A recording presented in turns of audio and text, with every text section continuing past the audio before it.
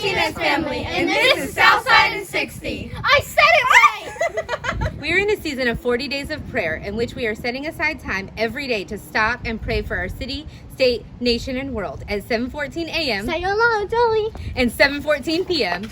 We will have a call to prayer this Tuesday at 7 p.m. Hope you will join us. Mom.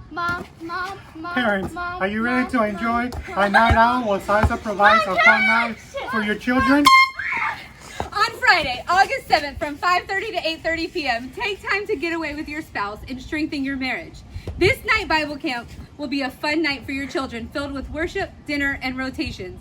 Please register through the Facebook event. We'll be at Hannah Polk tonight for beach baptism. If you made a dinner reservation, the pavilion will be open at 5 p.m. Join us down at the ocean at 6 p.m. for baptism, followed by worship and communion. See you there! Hey guys, thank you Martinez family for this week's Southside in 60. My name is Darren Sides, and one of the things that I love doing is small groups. And we are here in the choir room just to call attention to the fact that in this room on this Sunday morning, we have our regional meetings meeting, and this room is for our central region, which are all the people who live right around the church. If you want more information about what is a regional meeting, what is a regional gathering, what are we even talking about? It's our new small group strategy where we are grouping together around where we live, our physical locations. More information of that is available online at ssbc.org, and you can look at just what's going on in these regional gatherings, these regional meetings every single week. There's also Zoom links there for you to connect at 9 o'clock every Sunday to the regional gathering of where you live. And if you say, well, what region am I in? Well, there's a map there to help you as well. I also want to let you know that you joining in online right now, you can text CONNECT to 904-441-8650 to let us know that you're here. And as always, if you're looking to give to us, you can text GIVE to that same number, 904-441-8650, just to see how you can connect through giving and how you can worship through giving today. Finally, I want to draw your attention to this video. I'm so excited for you guys to see how I've been worshiping in my home group, which is there with Thad and Stacy Gilder, and we just have a video about home groups. What is a home group? And so enjoy this video as Thad, Stacy, and Mark talk to you a little bit more about why they came to Southside and about our home group and how it operates. Enjoy it. Jacksonville is home. We were both born and raised here. We were gone for 10 years and moved back in 13. And the small groups are where we built relationships. We were looking for a church close by our house, and it's the first one we went to, and then we tried one other church, and then we came back, and we've been there ever since. Hi, I'm Mark Stapleton. I'm a member of Southside Baptist Church. Sometimes I leave the Baptist out, but that's what I am. I work with Stacy Gilder, and Stacy hounded me for almost a year about coming to Southside. Also ended up meeting Thad. Found out that Thad was a deacon, Stacy's a deacon, and when I realized Thad was a deacon at a church, it made me realize that I could probably go there and still fit in. I think we're relationally motivated, and Southside, I think our motto is grace and peace, and that's what drew us to Southside, and that's what we want to pass along, I think, to the people in our circles, and not just in our circles from church, but hopefully reach our friends and neighbors as well. Because it's small and intimate. It's not formal. That's being in church. I mean, I'm here in a t-shirt and shorts. During our service in the morning, we come in, Stacy usually has breakfast set up for us when we come in, which is awesome. Always lots of bacon. I mentioned the food already, right? It's just like having a barbecue in our backyard, except we start at breakfast, we watch our service, and then we have a discussion, and then we eat again. So it's like a breakfast, lunch, barbecue. We have our countdown going on the TV for our service to start. We get to go in and sing together, as terrible as that may be, and then enjoy the message. They have a small grow group together in the living room, and I actually come outside and get on a Zoom meeting with the people that I've had my small groups with in the past. We have 2 groups going on at the same time, which is kind of cool. it's easy to be real and have discussions without really concern about how somebody may view it. You know, when you're in your home and with people that you built a relationship with, it becomes more real to me. I honestly thought that going to a Southern Baptist church was that going to be buttoned up and you didn't talk about certain things and you're embarrassed about things maybe that you did. And I found out that you know, you can just be a real person and you don't have to hide things, that you can be who you are, and loving people will accept you anyway. My favorite thing about having a group at home is the relationships, the connections with the people sharing our lives, trying to figure out how do we honor God as we move forward with our lives and learn about each other and support each other and hold each other accountable. Meeting Thad and Stacy has honestly changed my life and just the friendships I've established with them, and them introducing me to Southside has changed my life in a bigger way than that. And the amazing people I met there, and honestly, a place that I just did not want to go. That sounds bad, but I thought the formal, stodgy, old Southern Baptist church. I have a lot of rough edges, and I always felt like I would be judged because of that, but I have received a lot of love, and from many, many in the church, and that has shown me Jesus. That's what it has shown me, is that's what Jesus does. It's our goal. It's our goal to reach our in-church neighbors and for them to hear about Jesus. We're both first-generation Christians, and so I know what it feels like to be on the outside looking in, and I don't ever want anybody I know to feel like they're on the outside looking in, that they can be part of the group.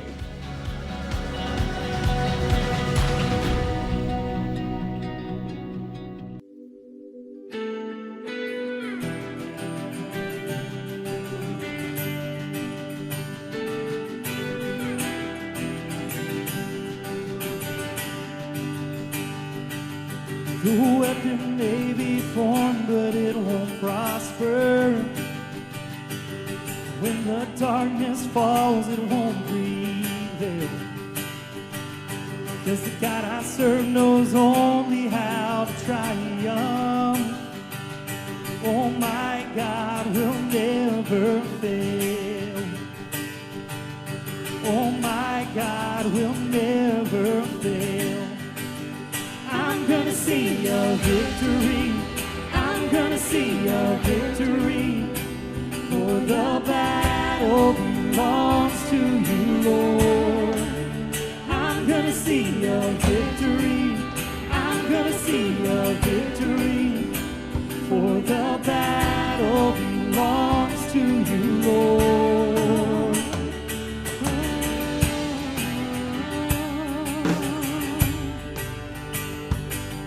There's power in the mighty name of Jesus. Every war he wages, he will win.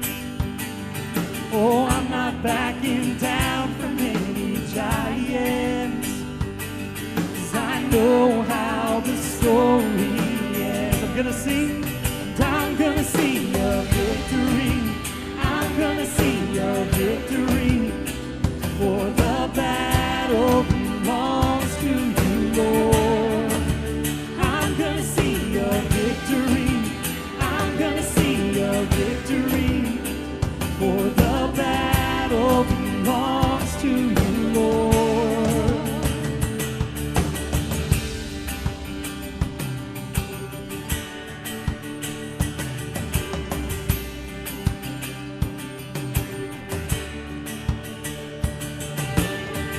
You take what the enemy meant for evil, and you turn it for good.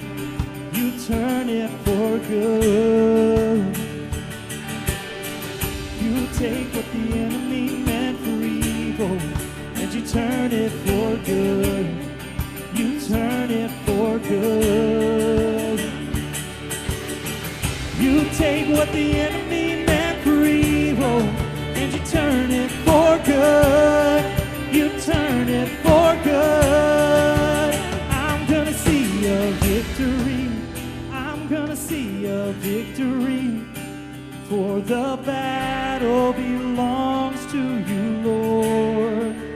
I'm gonna see a victory. I'm gonna see a victory.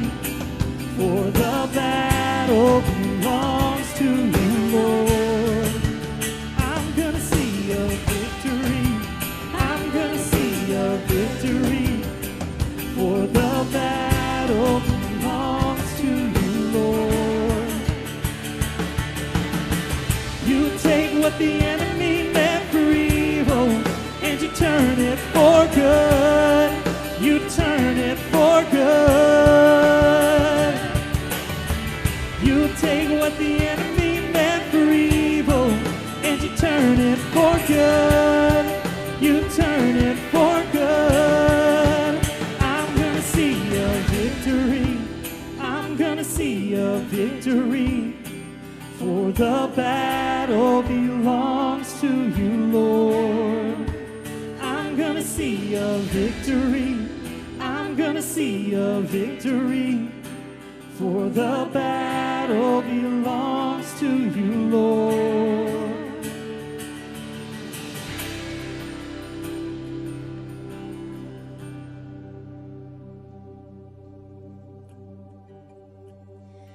Before this next song, I just wanted to read this verse. It's 1 Peter 2:9, and it says, "But you are a chosen people, a royal priesthood, a holy nation, God's special possession, that you may declare the praises of him who called you out of darkness into his wonderful light." And I like how it says God's special possession. And as we sing this next song, I just hope that we can all remember what God calls us in his word, his child, his special possession. And I pray that we will recognize that as we sing this.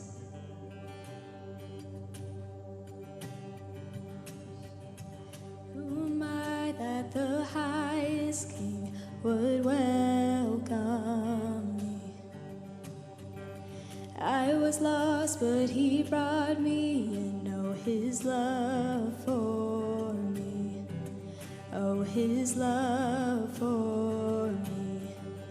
Who the Son sets free, oh, is free indeed. I'm a child of God, yes I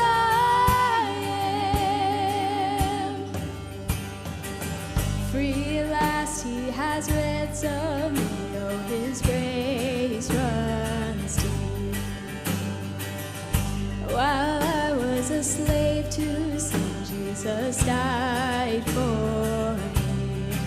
Yes, he died for me. Who the Son sets free, oh, is free indeed. I'm a child of God, yes I am. In my Father's house, there's a place for me. I'm a child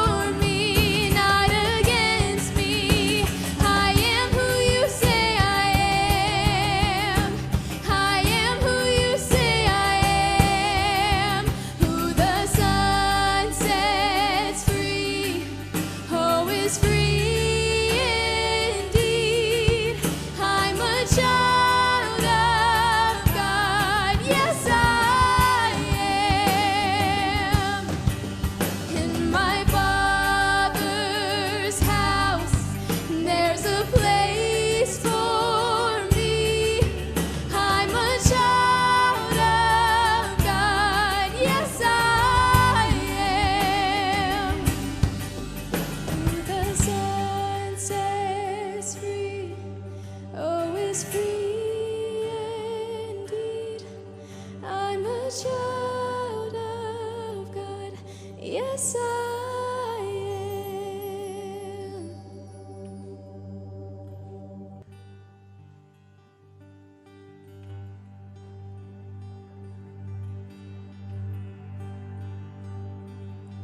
I stand amazed in the presence of Jesus the Nazarene,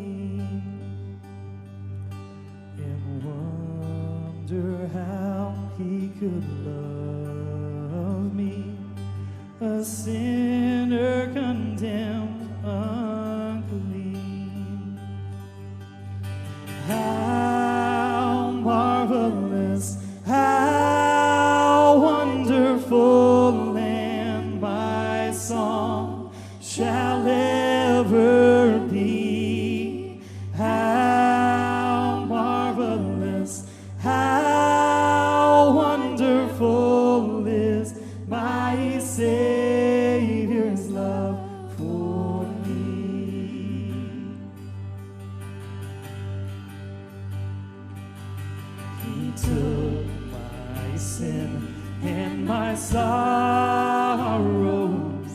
and made them his very own. He bore the burden to Calvary and suffered and died alone. We're singing, how marvelous, how wonderful, and my song shall ever be. How marvelous, how wonderful is my Savior's love for me.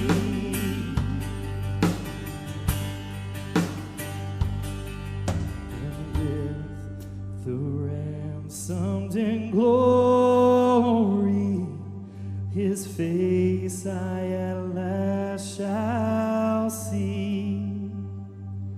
'Twill be my joy through the ages to sing of his love for me. We're singing, how marvelous, how wonderful, and my song shall ever be.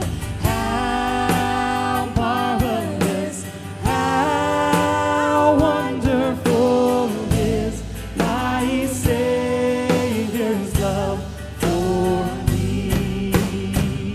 We're singing, how marvelous, how wonderful, and my song shall ever be. How marvelous, how wonderful is my Savior's love for me.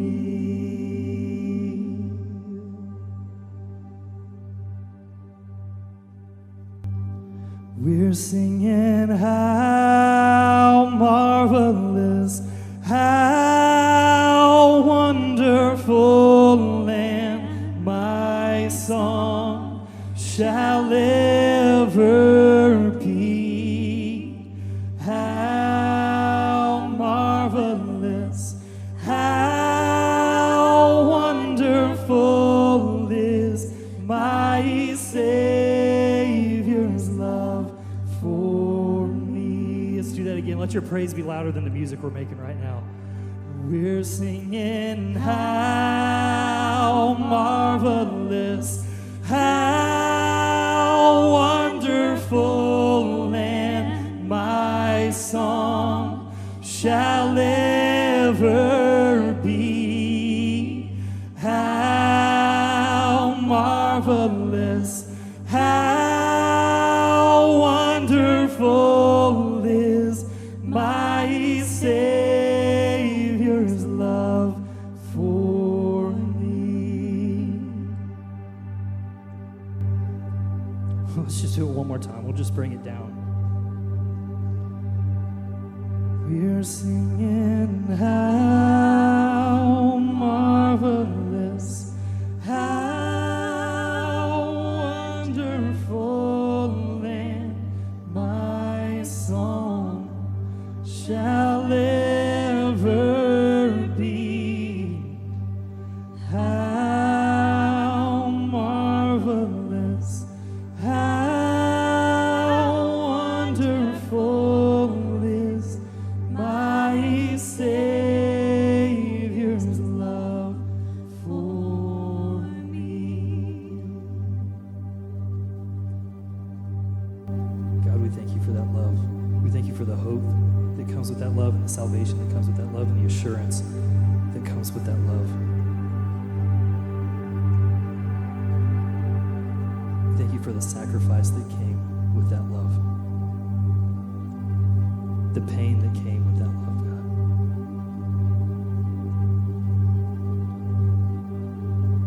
Thank you that you can take someone as dirty as me and say, I got you.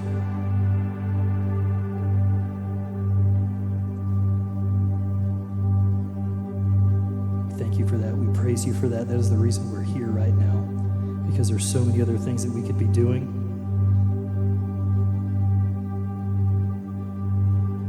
And you were worth it, God. Your love is worth it. Your hope is worth it. Your sacrifice was worth it, God. And I pray that you remind us of that every single day.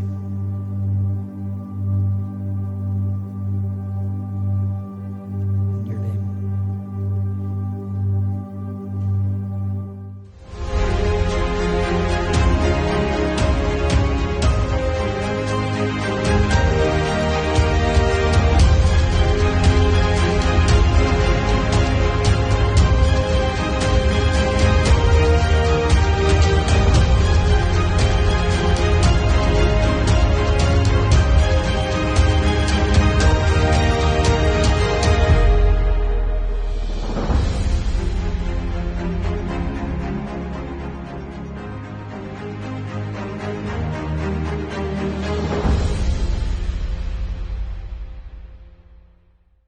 Thanks for joining us at SSBC Online.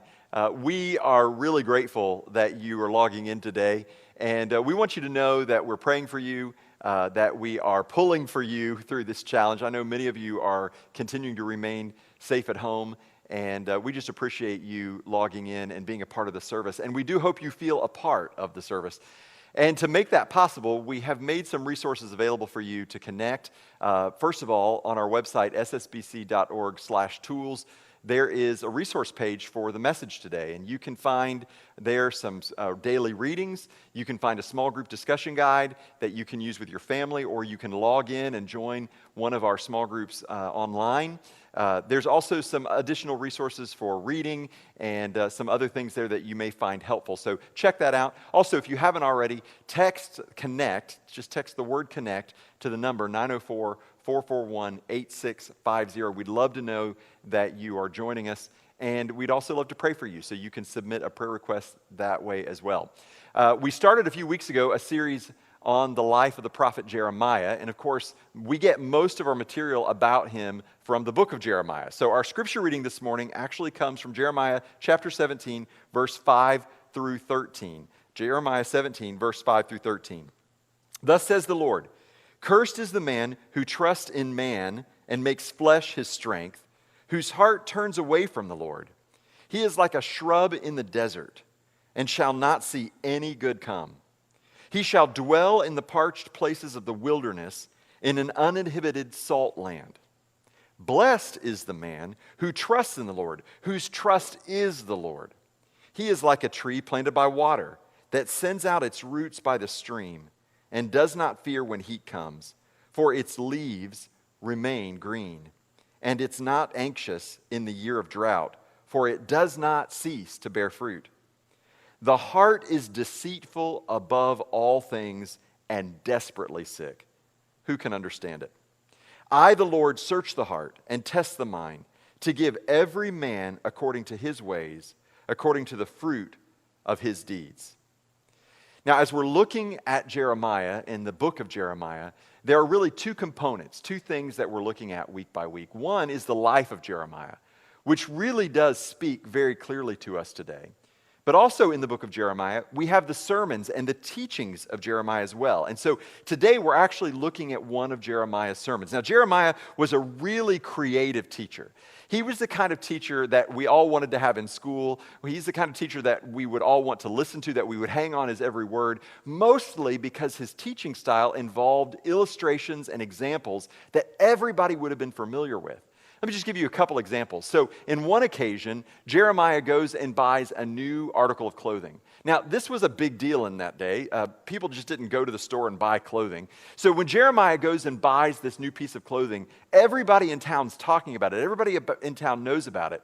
And so they expect that he's going to some new event, some big event, but instead he takes it and he buries it out in the wilderness. It's ruined, and then he puts it on and wears it. And that's an illustration of the nation of Judah and sort of what they've done with the promises of God. On another occasion, he puts on the yoke of an oxen and like walks around for days and days and days with this yoke on his shoulders as an example of the burden of sin. And he's just a really good teacher. Next week, we're going to look at maybe his most famous illustration, and that's his example of the potter's wheel when he walked by the potter's house. So we'll look at that next week. But in this week's teaching, what we see is Jeremiah is using an example of these two trees that he walks by. They're very, very different trees, but he sees in them an example of the underlying cause of our worries, an underlying cause of our anxieties, our distress, and what is wrong at the core of who we are. And he claims to know how to resolve that.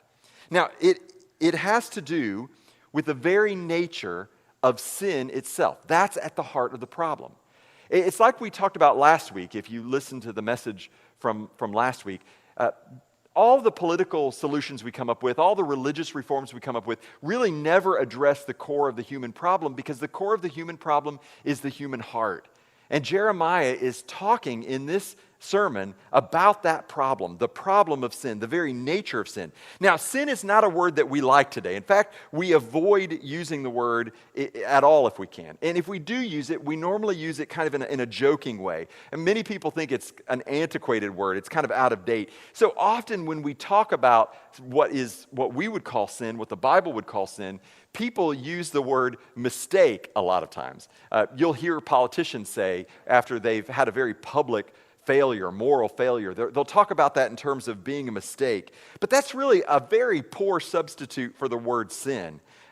We may not like the word sin when it's directed to us, but we all recognize that when somebody has harmed us intentionally, their mistake is just not the word we would use. It is the word sin. Sin is the only thing that really helps us understand what the problem is and what's going on. A mistake is something you do on a math test, but sin is something that you premeditate. It's something that you think about. It's something that you do. So last week, we said that the problem of sin could never be legislated away, nor was religion going to solve the problem. That there was only one thing that could do that. There was only one resolution to the problem of sin. So to understand the nature of sin, we have to go beyond, though, just our behavior, just the external behavior that we often call sin. In fact, we said previously that you could not legislate away immoral behavior, that you can't legislate morality. So to understand the nature of sin, we have to go beyond just the externals. We have to address the human heart. And this is what Jeremiah is doing in this teaching, in this sermon that he preaches. He uses a picture of two trees to illustrate his point. One is growing in the desert. And actually, the word for that tree is actually a bush or a shrub. And then he uses an example of another tree that's planted by a river. Now, in a sermon that Tim Keller preached on this, he talks about these two trees in terms of the root of sin, the fruit of sin, and the cure for sin. So I want to look at this idea of the root cause of sin, because I think Jeremiah really illustrates this for us. The fruit of sin as it is exercised out in our life, and then ultimately the cure for it. So let's start at the beginning of this. The root of sin is not rooting your trust in God. Let me say that one more time. The root of sin is not rooting your trust in God. See, one tree that Jeremiah is talking about, the one that is referred to as a bush, the Hebrew word for that is actually naked. That this bush is in the desert, obviously there's a lack of water, a lack of nutrients, and the bush or the tree is actually bare, it's naked. But the other is a green tree, and it says that it's planted by the river. Now that's an important word. We're going to come back to it in just a minute. It doesn't say the bush is planted, but it does say that the tree is planted by the river. So what's the difference? The difference is, where are the roots? For the bush, it's in the desert. For the tree that's by the river, it's planted by the river, and the roots go deep, and it draws its nutrients from the water. So what we see here is this example of sin versus godliness, that it's a matter of where you are rooted. See, roots do two things. One, they anchor the tree or the bush, make sure that it stays upright and that it can withstand a storm. And two, it draws nutrients out of the ground in order to feed the tree. So when we think about sin, we often think about sin as a violation of laws. We think about sin as behavior, what we do, the externals, what we can see. But when we do that, when we only think about sin in terms of what we do, maybe you tell a lie or you cheat or you steal or maybe have an affair or whatever it is, we think about those behaviors. And when we limit sin to just behaviors, we make gradients of sin between holiness and sin. So in other words, there is this line that goes from holiness all the way down to sin, and in their degrees, so that somehow maybe we're just a little less sinful than somebody else, a little closer to God than somebody else, and we judge all of our behavior, we judge our sin based on other people's choices, based on other people's behavior. So as long as my sin is not worse than your sin, then I can justify my behavior. Because I'm not as bad as you are, or I'm better than she is, or I may not be as good as so-and-so, but at least I'm not as bad as such and such. And so we take sin and holiness and we put it on a gradient scale. But that's not really the true nature of sin. That's not the way Jeremiah is describing it here. Sin is a different way of life. It's more binary. It's in terms of a choice of the way we live. Two totally different orientations of life. You are either rooted in godliness, you're rooted in God and drawing your strength, putting your trust in Him and drawing from Him, or you are rooted in sin. So what does it mean to be rooted? What does it mean to be rooted in something? Basically, and most simply, it means where are you placing your trust? Look at how Jeremiah puts it in verse 5 and in verse 7. Cursed is the man who trusts in man. He's cursed. That's where he's rooted. He's placing his trust in man. But look at verse 7. Blessed is the man whose trust is in the Lord. He's rooted in God. So it's a matter of where you are placing your trust. Just like every tree has roots, so every person has faith. Even if you say, well, I'm an atheist, you still have faith in something. You have faith in science. You have faith in knowledge. You have faith in human progress. You have faith in yourself. Everybody is a person of faith. So just like every tree has roots, every person has faith. And the question is, what is that faith rooted in? So let me just give you a test. I'll give you a negative test and a positive test to sort of say, where am I rooted? Because the root of sin is not rooting your trust in God. So let's just see, where's your trust? Here's the negative test. What do you worry most about? What do you worry most about? What scares you? Is there anything or anyone that if you lost it or that person, you would be utterly lost and hopeless? Now, the answer to those questions can reveal where you're rooted. It can reveal where you are placing your trust. Now let me ask it in a positive question, a positive format, positive test. Where does your mind go to be comforted? Where does your mind go to be renewed, to be restored? See, the answer to these questions will tell you where you are rooting your trust. There's an interesting story about Winston Churchill. And in one of his biographies, it tells a story about him and his valet having this huge fight. And this goes on for a while, and finally the valet comes and they have a conversation. The valet apologizes, and he's expecting Winston Churchill to apologize, which of course doesn't happen. And so when the valet says, well, aren't you going to apologize? Winston Churchill says, well, you've apologized, but I'm not going to, because you see, I'm a great man. You see, Winston Churchill's roots were in his own accomplishments, in his own achievements. That's where he was drawing his identity from. So sin is not just a matter of behavior. That's the external. That's the result. The root of sin is where you are placing your trust. Sin is not primarily the violation of rules and laws. That's more a symptom of sin. Sin is a matter of not making God your ultimate delight and placing your trust in Him. Look what it says in Jeremiah 17:7. Blessed is the man who trusts in the Lord, whose trust is the Lord. Now, when you first read that, you think that maybe there's something strange in the language. It doesn't quite read right in English.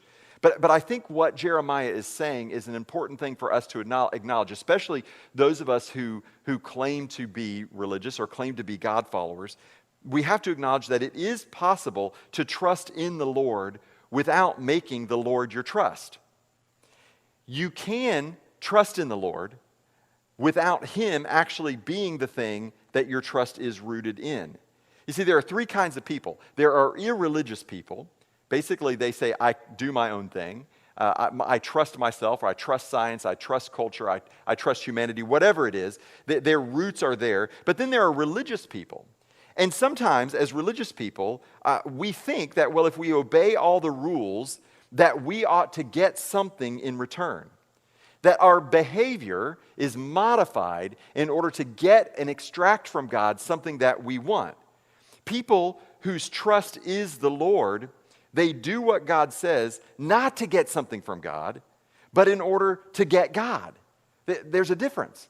That I seek to follow the teachings of God. I seek to follow the teachings of Jesus and live my life according to the model that He gave me. Not because I'm trying to be healthy and wealthy and popular, and not because I want to achieve some status, but because I want Him, that He's my desire. I trust in the Lord, and my trust is the Lord. He is the goal. He is the thing I'm going for. And here's what is so critical for us to understand, especially those who would call themselves religious. If your faith in God is conditional on anything, in other words, if you will believe in God as long as, and fill in the blank, as long as you have a job, as long as you have a house to live in, as long as you have food, as long as your kids are healthy. If your faith in God is conditional on anything, then your faith is not really in God. It's in whatever your condition is. And so it is possible to trust in the Lord for the health and wealth and well-being of your family. So your trust is in the Lord, but your trust is not the Lord. So we have to be rooted in God by saying, not only do I trust in the Lord, but my trust is the Lord. So that is the root of sin. The root of sin is that you are not rooting your trust in God. Now, the fruit of sin is a fruitless life. Look at verse 6. The bush doesn't see prosperity. And then look at verse 8. The tree doesn't see drought when it comes. So see, you've got two very different trees here. The one in the desert, and it doesn't see prosperity. In other words, it can't even receive the good things that could come its way. Meanwhile, the tree that's planted by the river, it does not see disparity. It does not see drought when it comes. In other words, it is not affected by negative conditions or negative circumstances. The bush can't receive the good, and the tree can't receive the bad.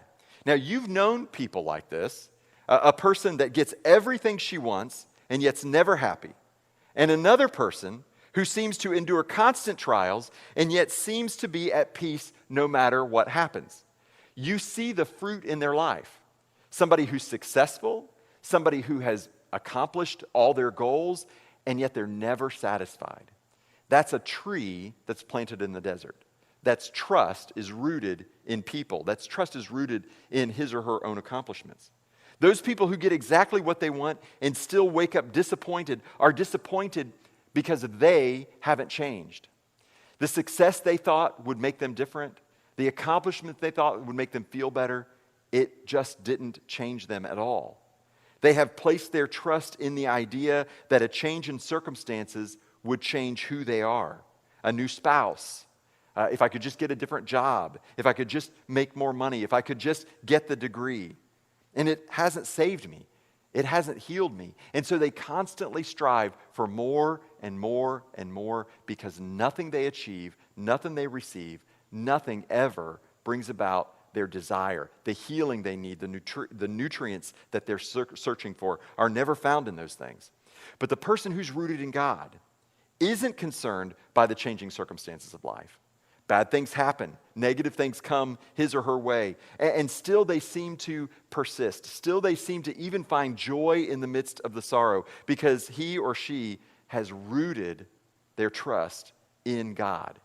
It reminds me of the parable that Jesus told where he said in Matthew chapter 7, anyone who hears my word and does what it says is like the person who built his house on the rock. And the wind and the storm and the waves came and the house remained. But anybody who ignores what I say is like somebody who built his house on sand. And the wind and the storm came and the streams rose and the house was blown away. Where are you rooted? Where are you rooted? The fruit of sin is a fruitless life. And so for the person who is rooted in God, it's not about what the weather does around them. It's not about the constant changing circumstances because their roots are deep and they draw their nutrients from the river by which they're planted. It's not about what comes down, but it's about the depths of their roots and where that is planted. Your problem is not your circumstance. It's where your roots are planted. Your problem is not your situation. Your problem is not that you've lost a job. Your problem is not that this pandemic has somehow disrupted your life and your rhythm. Your problem is not that you've just got some problem with a spouse or a child or a parent. Your problem is not the circumstances. Your problem is where your roots are planted. I can't think of any better example of this, maybe in all of the Bible, than Job. Job is this prosperous, successful person, and God's having this heavenly council meeting, and Satan is there and says, hey, if you were just to take all those blessings away from Job, in other words, if you were to change the circumstances, change the weather patterns around him, that he would curse you. And so you see this played out in the story of Job. God basically tells Satan, go ahead, just don't kill him. You can take anything but his life. And through the course of this experience, you see Job like that tree planted by the water. Why? Because his roots are deeply planted by the river. His roots were not in his wealth. His roots were not in his position or his prestige. His roots were not even in his family relationship. He grieved the loss of his children. He grieved the loss of his wealth. Yes, absolutely, it's natural to do that, but that's not where his trust was rooted. Now look at this contrast between verses 14 and verse 9. Look at verse 9 first. The heart is deceitful above all things, and this is the NIV, beyond cure. Now that's what he says in verse 9, but look what he says down in verse 14. This is his prayer to God. Heal me, O Lord, and I shall be healed. Save me, and I shall be saved. Now that seems like a contradiction because in verse 9 he's saying the heart is deceitful and it's beyond cure. There's nothing anybody can do to solve the problem of the human heart. But then in verse 14 he cries out, well, God, heal me. What I think this is basically telling us is that it is not humanly possible to cure what's wrong with the human heart. It requires divine intervention. There's nothing that we're going to be able to do to solve the problem. Notice something else about these two trees. The shrub is just in the desert in verse 6, but the tree is planted by the river. There's intentionality in where we put our roots if we're going to put them by the river. The consequences of our broken world means that we were all just in the desert. We have all found ourselves just in the desert of this life, in the desert of a broken world. That's where we were born. There's no intentionality in it. It's just the way you live your life. It's just the way our society works. We're just in the desert. We're trying to put our roots into anything we can that we think will bring us joy or pleasure or hope or happiness. But in order for us to cure what's wrong with the human heart, we have to first recognize we can't cure it. We have to be transplanted. The cure for sin is to be transplanted by the stream of living water. Now, how do we do that? How do we do that? First of all, we have to get convicted of our sin. And when I say we have to get convicted of our sin, I'm not just talking about the symptoms of your sin or your behavior. The fact that you may drink too much or eat too much or spend too much, or the fact that whatever your sin is, it's not just about the behavior. We have to admit and get convicted of the core root, the fact that you are rooted in the wrong thing. What is it that causes you to drink too much? What is it that causes you to spend too much? What is the underlying thing? Where are your roots planted that you are so desperate for some kind of nutrients that you will find it in pornography, that you will find it in a relationship with someone who's not your spouse, that you will lie, that you will cheat, that you will steal? What is it that's causing that behavior? What is it? So we have to get convicted of our sin. We have to get to the root cause and not just those symptoms that are the behaviors. But the second thing is we have to be willing to be transplanted, to be uprooted, and to be transplanted by the stream of living water. Now this is a violent, painful process. As much as we are desperate for nutrients, as much as we're searching for something to bring us joy and happiness, we do not want to be uprooted. We do not want our life to change. But in order to get the thing that your soul is most hungry for, most thirsty for, you're going to have to be uprooted. You're going to have to be pulled out of the desert and moved and planted by the river. I love what Jesus said in John chapter 7, verse 37, 38.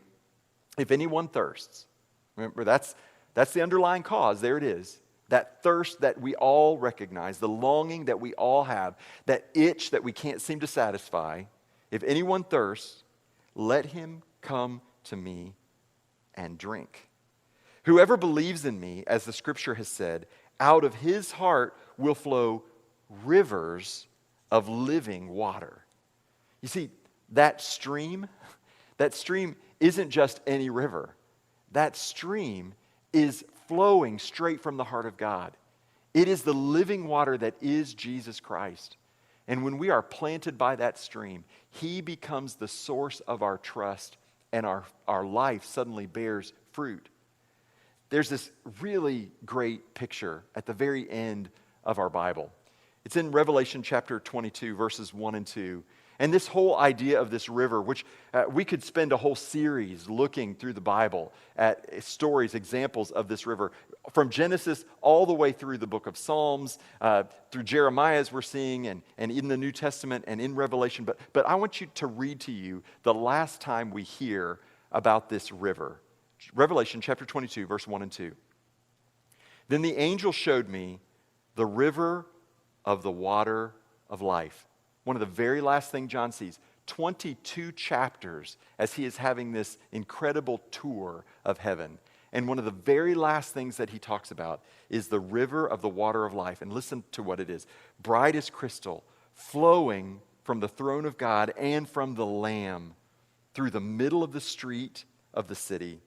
Also on either side of the river, the tree of life with its 12 kinds of fruit, yielding its fruit each month. The leaves of the tree were for the healing of the nation. Now, this is really so important, and this is the core of what God is wanting to do, not just in you personally, but through his church and in the world.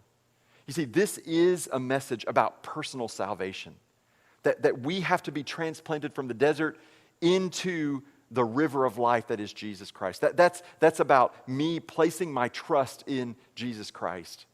But there's another effect from it, and that is the societal transformation that comes when believers who are planted in Jesus bear fruit.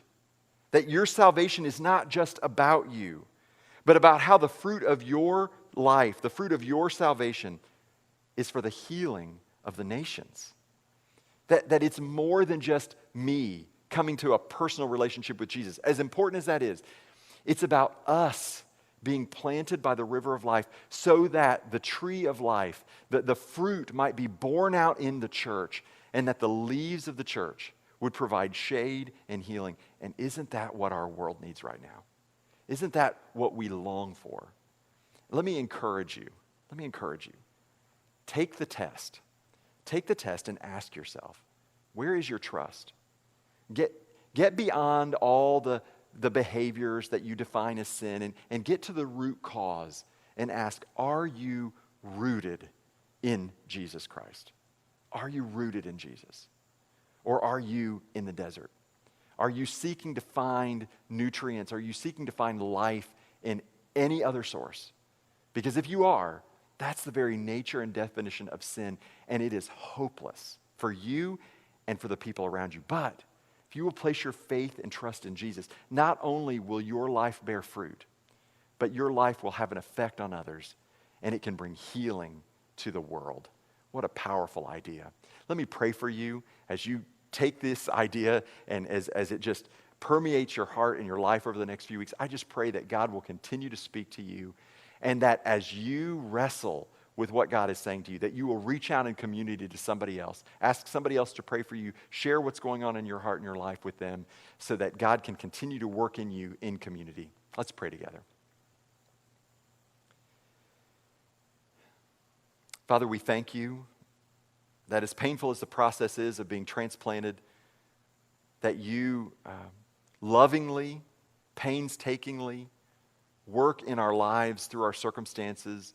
Lord, even the negative and bad, maybe even especially the negative and bad circumstances, drawing us, calling us, inviting us to be transplanted by the river of life that is Jesus Christ. Lord, thank you that he was willing to leave the throne of heaven and come into the desert that we might be rescued from a hopeless life.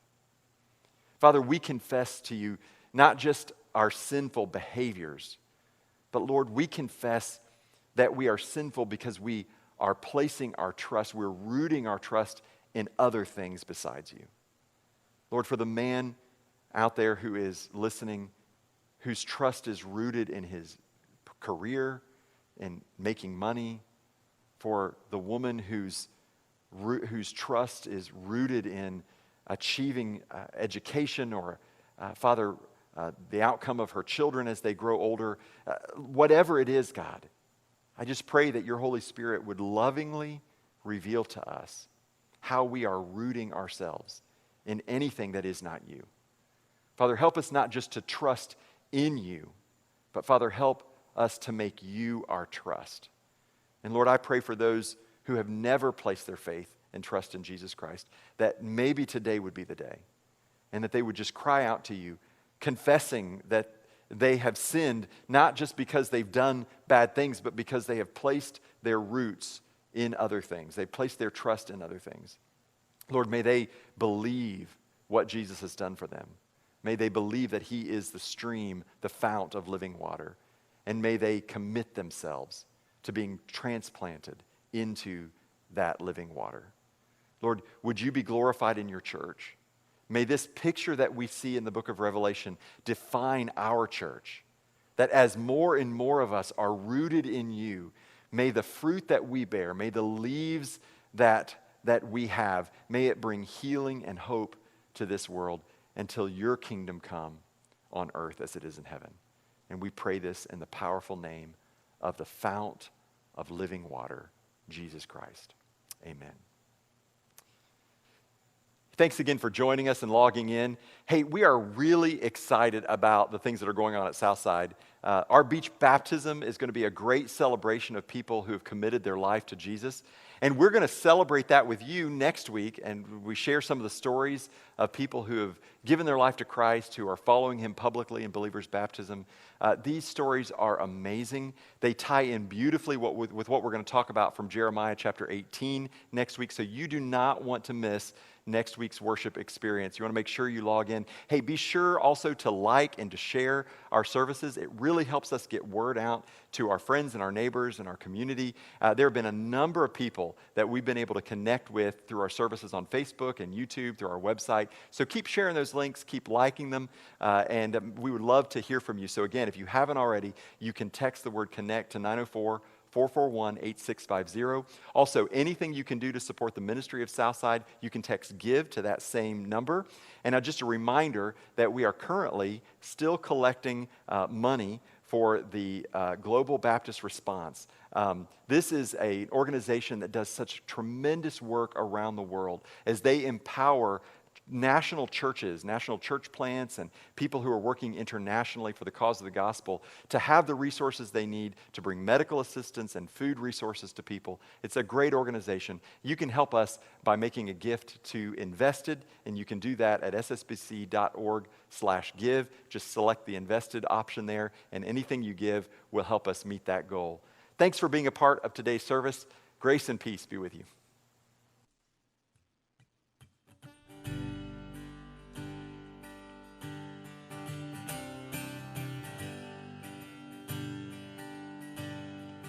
I've searched the world, but it couldn't fill me. Man's empty praise and treasures of faith are never enough. But then you came along and put me back together. Every desire is now satisfied here in your love. Oh, there's nothing better than you. Oh, there's nothing better than you. Oh, there's nothing is better than you.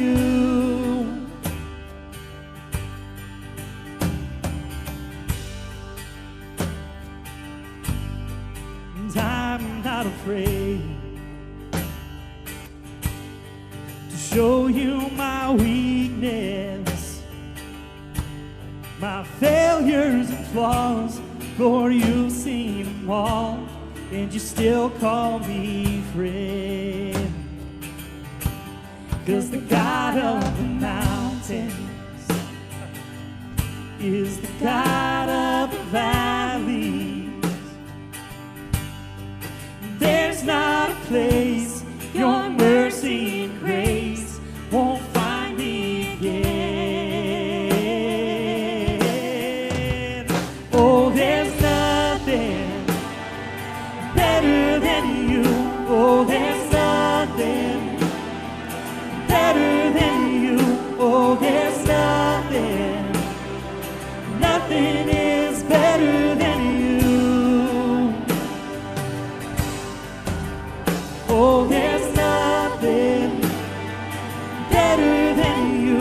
Oh, there's nothing better than you. Oh, there's nothing is better than you.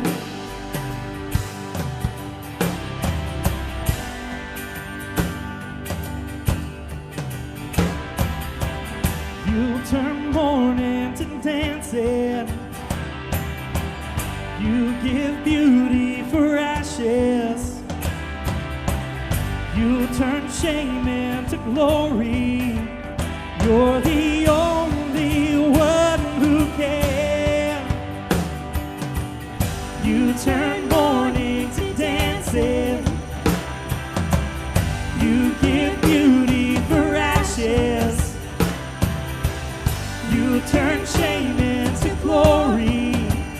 You're the only one who can.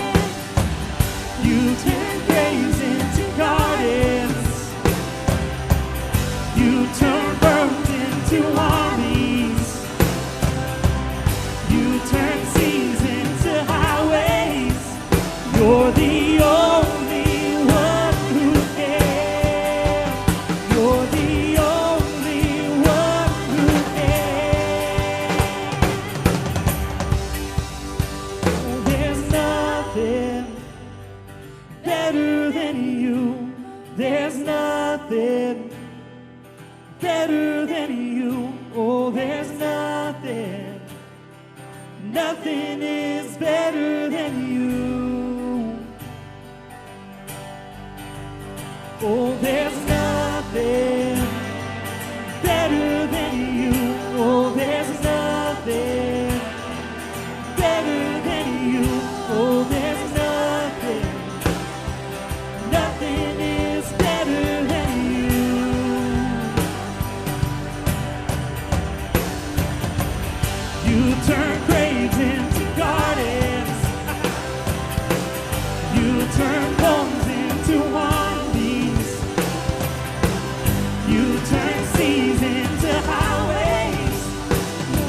the only one who can. You're the only one who can. You're the only one who can.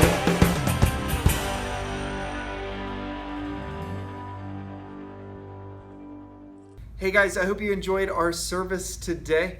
Thank you again for joining us online. Just another reminder, if you haven't already, you can text the word CONNECT to 904-441-8650 and let us know that you are here. I want to also remind you that we have beach baptism tonight. So if you are pre-registered, you can come out to Hannah Park tonight at 5 o'clock for beach baptism. If you didn't pre-register and you just want to check out what's going on, we will have videos of the baptisms that go on from this week, and they will be available later. Also, next Sunday, I'm excited because we will talk about baptism and celebrate the numerous different baptisms that have gone on during COVID. And so come to our service next week just to see that. Let me pray with you guys. God, I thank you for everything that you're doing here at Southside. God, I pray for this message today and this whole Jeremiah series, God. God, as we are in a time like Jeremiah where so much was changing, so much was just hard for us to, for him to even know what to do. God, I feel like there are so many people right now where that's their feelings. And so I pray for them right now, some who may be watching online, just that you can be with them in this time that's just difficult.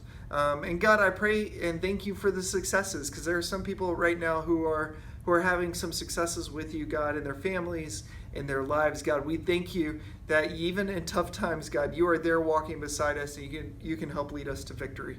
And so, Lord, we pray these things in your name. Amen. Thank you, guys.